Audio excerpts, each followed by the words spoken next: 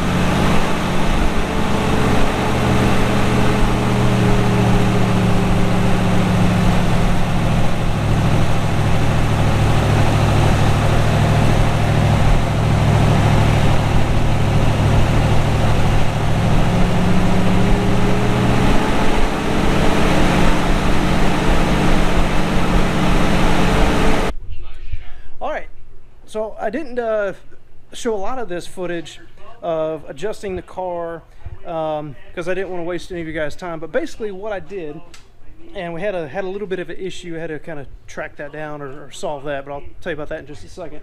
So ultimately what I ended up doing was just going back to the original springs on the distributor that were in the car originally. I've got initial timing set at about 8 degrees. And then you saw earlier we set the full in timing to about 36 degrees. Now that of course has probably changed. You know, we're just adjusting the distributor a little bit. So I need to fine tune that.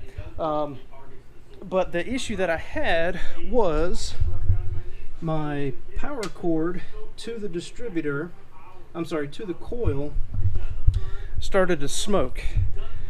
And it was just kind of a one-time thing. I don't know if it was because it was drawing too much amperage or if the wires were touching or something, but we immediately shut the car off. We turned everything off, unplugged that wire, checked all the insulation on the wire. That all looks okay, you know, for being almost 50 years old. But we've restarted it, tested it, ran the motor for a little bit, hadn't seen any more smoking. So we're actually going to take the car out for a test drive now. I want to bring you guys along with me. And we'll see how it runs. I'm going to bring my fire extinguisher with me just in case. All right guys, so let's see what we got when we give it some throttle.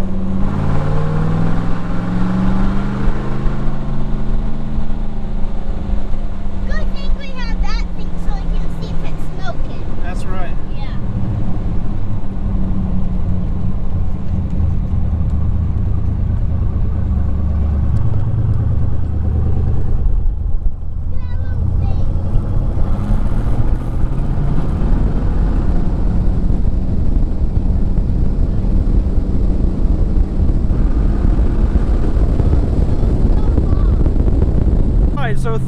response, initial thoughts, it feels about the same, to be honest with you. We'll see how it does when we get out here on the main road. But the throttle response, now granted, I know this car does not have 500-600 horsepower, so it's probably not going to burn the wheels, you know, when I step on the gas, you know, at a rolling speed, 30 miles an hour or whatever, 20 miles an hour. But you know, the throttle response feels about the same, maybe a little bit better. But the one thing that I am noticing is that I don't smell the exhaust. I don't smell it really bad. So I think we've got the idle mixture dialed in pretty well. And so let's just get out here on the main road and see how well it does. Dad, what's that?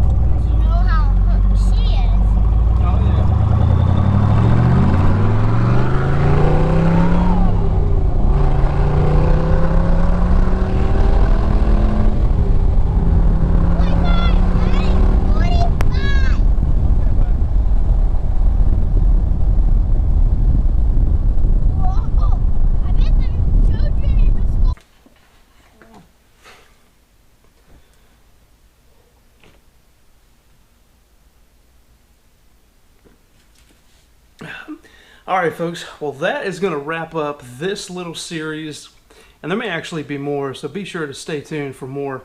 But I just wanted to give you guys kind of a recap before I sign off of this series, just kind of let you know what we did, what we saw, what we didn't find, just kind of give you a little bit of behind the scenes, if you will, you know, of what happened when the camera was off.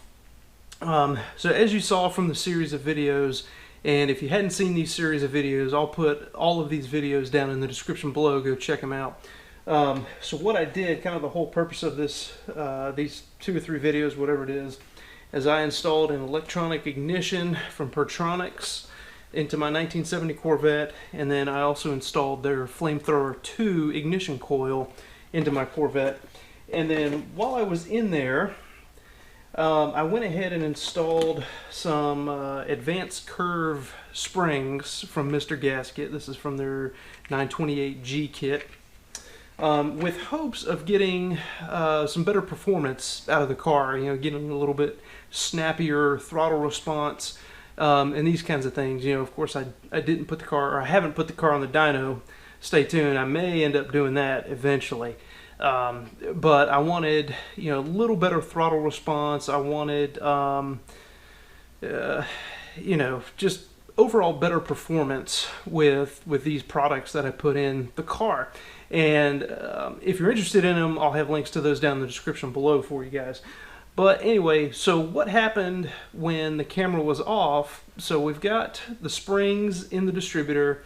I've got the ignition coil and the ignition, or the electronic ignition, installed. All that went well. No issues with that whatsoever. And then, you know, we did some tuning on the carburetor, some adjustments. I pulled the carburetor off the car, did some adjustments on the bench, then we put it back on the car, you know, to do some, to further refine the tune, I guess, if you will, of the carburetor.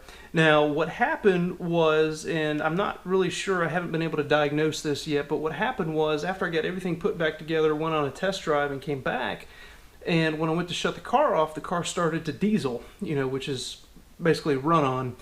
And from what I've seen, what I've read, you know, the condition occurs when there is carbon buildup, or I guess one of the causes of the run-on or the dieseling is carbon buildup in the cylinder walls, and then that creates hot spots that actually ignite the fuel that's still in the chamber, or still in the cylinder, so you get that dieseling or the run-on even after you turn the key off. So I've got some ideas on what I want to do to try and tackle that, and one of those ideas is running seafoam through the car.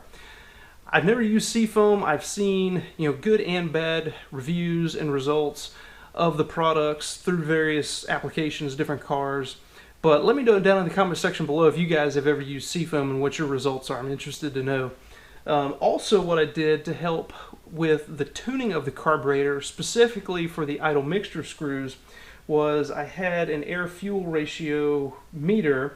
This one happens to be by PLX. This is the M200 variety that my neighbor actually let me borrow. And then I also had this little adapter here that the sensor, O2 sensor, screws in here, and then that just goes into the exhaust, you know, clamp it down so you've got, you know, a good mounting point for the sensor in the exhaust. That worked really well. I was actually able to get the air fuel mixture dialed in to about 13.5, 13.8, which is pretty good. That's kind of where I wanted it. Let's see what else here. The timing, I've got the timing I think dialed in kind of to where I want it. I believe I had it set initial timing at about 8 or 10 degrees before top dead center at idle, and then 36 degrees all in, full mechanical advance. So that's where I wanted it there. Still got a little bit of work to do. Still got some work to do. I want to do, oh man, it's hot and humid out here. Still need to figure out that dieseling problem, and you know, maybe it's just simply running some Seafoam through the carburetor, cleaning out all the carbon that's built up. I have not pulled the plugs. I did put brand new plugs in there. I used, oh, where'd it go? Oh, I threw the box away, but I did use some AC Delco R44 plugs. They're actually, I guess you call them new old stock. There were some older plugs, but they had never been used, that were in my dad's garage that I put in the car. I do have some 45 series plugs, which are a little bit hotter. I may try those to see if that solves any of the dieseling problem. Probably not, since it's probably not an actual spark or ignition issue. It's more of that carbon buildup in the cylinder walls igniting and then running on the fuel that's left in there. So, all that said, guys, it was a success and it wasn't all at the same time. This has been a fun project, a fun little series of videos for me to shoot, and I hope it's kind of been informative, informational, educational, fun, and all that stuff for you guys. And I hope you have enjoyed this little series of videos and getting some more shots and some more video of the 1970 Corvette. If you guys want to see more of the Corvette, if you want to see it on the dyno, let me know down in the comment section below. I actually do have the LT1 motor in the car. It's not a true LT1. I mentioned that in one of the previous videos. I call it an LT1 clone. But originally the 1970 LT1s were rated at 370 horsepower, and I could go on and on about how they rated horsepower back in the day from 70 to the mid 70s, how that changed and all that, but I won't bore you with that. My brother-in-law seems to think that the car would not even put down 300 at the wheels, so kind of want to accept that challenge. So if I can get 100 likes on this video, I will take the car to the dyno somewhere here in town and we'll get some footage of that and see if we can't get at least 300 at the wheels. Guys, that's all I got for you today. Again, I hope you have enjoyed this little series of videos on my Corvette. Like I said, it sure has been fun for me to shoot, for me to work on the cars. I really enjoy working on these cars, and you know, just as a little bit of nostalgia here, you know, this was my dad's car that I inherited when he passed away in 2011. So today, being Father's Day, getting to work on his car, now my car, you know, getting to take it for a cruise with my son, you know, it just kind of brings everything full circle. So that was, you know, a lot of bit special in many ways. So anyway, guys, that's it for today. I'm going to end the video now. I hope you have found this series of videos fun, educational, entertaining, and I really do appreciate your support. Thank you for stopping by the channel. Guys, if you haven't done so already, go ahead and hit that subscribe button. Leave me a thumbs up. Again, if I get 100 likes on this video, we'll go to the dyno. That's going to do it for today. I look forward to seeing you guys on the next one.